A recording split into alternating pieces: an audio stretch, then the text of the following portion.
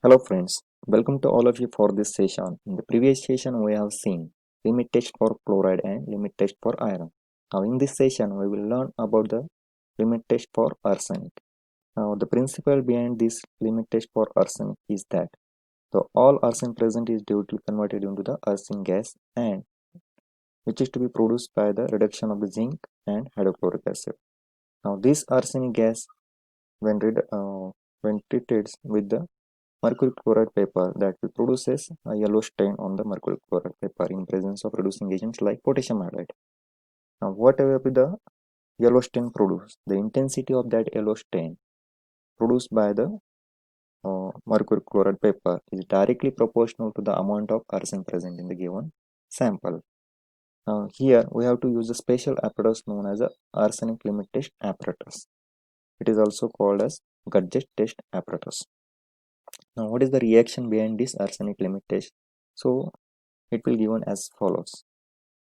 Whenever zinc react with the two molecules of the hydrochloric acid, that is to be converted to zinc chloride, and that will be the solution of proton. Now these protons when came into contact with the arsenic, that will give the production of the arsenic gas. Now this arsenic gas when treated with the mercury chloride, that will give the yellow complex. Therefore the yellow stain is to be produced with the mercury chloride paper. Now the procedure is similar like uh, limit test for other limit test, that is chloride and iron limited, but here we have to take a special apparatus known as a Gudget test apparatus in place of Nessler cylinder that is having both the capacity, that is 50 ml capacity. Now marks these two apparatus as a test and standard. And in the standard we have to take known amount of dilute arsenic acid solution and it is to be kept in that wide mouth bottle. While in the test we have to dissolve a specific amount of sample in water and stannate hydrochloride that is free from the arsenic and kept in the wide mouth bottle of that apparatus. Now we have to add 1 gram of potassium iodide, 5 ml of stannous chloride and 10 gram of zinc in these bottles which is free from the arsenic. Same procedure we have to follow in the test. Now we have to keep both the solution aside for 14 minutes. Then a stain is to be produced. Here whatever the mercury chloride paper is produced. Here look at this arsenic limit test apparatus. This is a wide mouth bottle. After the completion of this whatever the solutions we have to prepare, this is to be up to the capacity of 50 ml. Now what we have to take a care, this hole should be above that of liquid level, so that after the reaction whatever the arsenic gas is to be produced, this arsenic gas will passes from this hole inside this tube, hollow tube, and where the mercury chloride paper is to be placed, so that arsenic gas will directly come into contact with the mercury chloride paper and that will give the production of the yellow stain. And whatever the intensity of yellow stain that is produced is depends upon the amount of the arsenic present in this test solution. Now here we have to take a lead acetate wool or cotton so that the leaking or the of the arsenic gas will be trapped here. So after the time over, we have to compare this. We have to take this mercury chloride paper which is having the yellow stain is produced, and we have to compare this yellow stain with that of standard. If the yellow stain produced by the test solution is more than that of standard, then we can say that the test sample having more arsenic impurity, and that time we can say that is the given sample failed the limit test for arsenic. Vice versa, if the intensity of uh, test mercury chloride paper is less as compared to standard, then that time we can say that is having less impurity than the standard, and we can say that given sample passes limit test for arsenic. Now let us see the next limit test for lead, that is heavy metal lead. Now the principle behind this limit test for lead,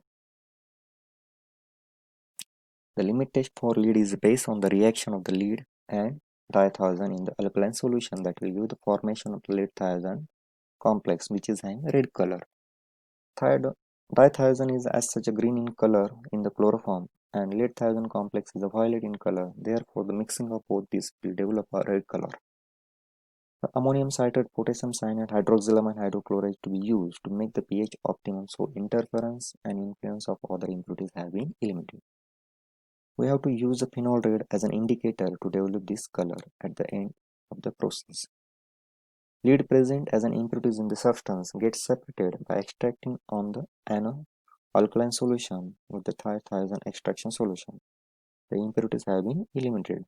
So look at the reaction here.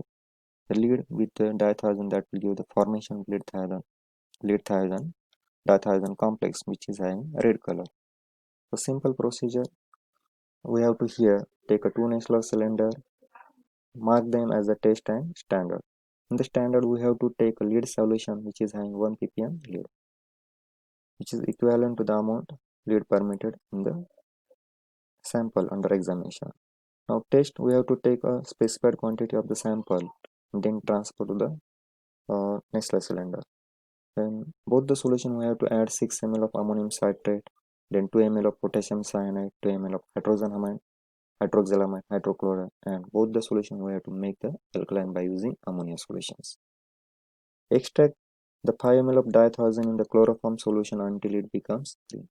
Similarly, in test also we have to extract the 5 ml dithiazine in the chloroform solution until it becomes green. In both the solution, the dithiazine extracts are shaken for 30 minutes with the 30 ml nitric acid, and the chloroform layers is to be discarded. To the acid solution, add 5 ml of standard dithiazine solution, and then add 4 ml of ammonium cyanide and shake for 30 minutes and allow them to stand for a few minutes. Then observe the color produced in the test solution and compare that with that of standard. If the color comparison shows that standard having less intense, test having less intensity as compared to the standard, then we can say that is the sample passes, or vice versa. If the standard having more intense color intensity than the test, that time we can say that is the test sample that is passes, and vice versa, that is if the test solution having more intense color intensity than the standard, that time the test sample failed the limit test. Now next, limit test for the heavy metal. The principle behind this limit test for heavy metal, here we have to perform the reaction between the heavy metal and saturated solution of hydrogen sulfide in the acidic media. In the acidic media, this will produce a reddish or black color with the hydrogen sulfide. All of you familiar that lead with the this hydrogen sulfide, that will give the PBS, which is having black precipitate. So this is the simple reaction. We have to take lead nitrate solution and H2S, that will give the precipitation of the lead sulfide as a black precipitate at the bottom of this Nessler cylinder. So a simple procedure again here, we have to take two 50 ml Nessler cylinder, label them as a test and standard. In the standard, we have to take 2 ml standard lead solution and add 25 ml distilled water. Similarly, in test, we have to take a dissolved specified quantity of the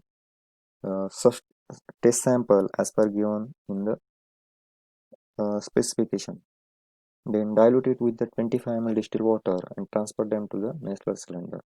In the both Nessler cylinder, we have to adjust the pH 3 to 4 by using the dilute acetic acid or dilute ammonia solution.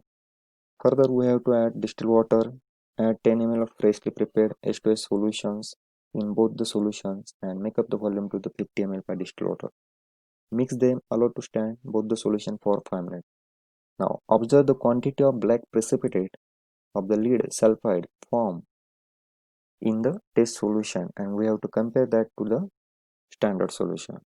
Whenever we perform the comparison, if the black precipitate produced in the test sample is less than the standard, we can conclude that the test sample having less impurity as compared to the standard, and that will passes the limit test for heavy metal, that is lead heavy metal.